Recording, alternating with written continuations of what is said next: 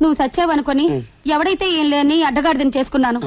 నేను ఇప్పుడు వీడి భార్యని, పతివ్రత స్టాండర్డ్లన్నీ మెయింటైన్ చేస్తున్నాను. కానీ ఒకటే లోపం, మనిషిని వీడి దగ్గర ఉన్నానే గాని మనసు నీ దగ్గర బ్లాక్ అయిపోయింది. నా మనసు నాకు ఇచ్చే గోపి. ఇవ్వలేను. ఎందుకంటే నీ మనసును నా హృదయంలో బంధించి తాళం వేశాను. ఆ తాళం చెప్పి ఎక్కడో జ్ఞాపకాల్లో పారేసుకున్నాను. గోపి, నా మనసు నా దగ్గర లేకుండా వీడితో నేను కాపురం చేయలేను.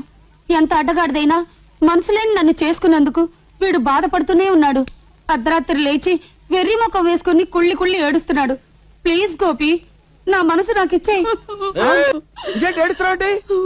ఉప్మా చేశానండి. ఉప్మా చేస్తే ఏడుపేందుకే? ఉప్మా చాలా బాగా కుదిరిందండి. బాగా కుదిరితే సంతోషించాలి గానీ అలా ఎక్కిలెక్కలు పెట్టి ఏడుస్తావంటే వెర్రి మహా. అతడికి ఉప్మా అంటే చాలా ఇష్టం అండి. ఎంతగాడికి? అదేనండి, నా గోపికి. నీ గోపికి ఇష్టమా? విజిటింగ్ కార్డు ఇచ్చాడుగా, అడ్రస్ వెతుక్కుంటూ వెళ్ళి చక్కరేసుకొని తినిపించినా పో.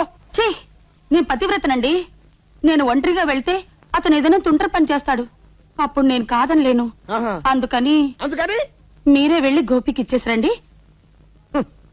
రాధా, ప్రపంచ చరిత్రలో నాలాంటి దరిద్రమైన భర్త ఎవరికైనా ఉంటాడంటావా? నీ మాజీ ప్రియుడికి నేను ఉప్మా తీసుకెళ్లి ఇచ్చిరావాలా? అలా చేస్తే ఎవరుకుంటారు తెలుసా? చిచ్చి నేను ఇచ్చిరానంతే. మీరు వెళ్ళకపోతే నేను వెళ్తా. అప్పుడు నా గోపి, రాధా నీకు పెళ్ళైనా పర్వాలేదు, మనం ఎక్కడికైనా లేచిపోదాం. నువ్వు సచ్చావనుకొని ఎవడైతే ఏం లేని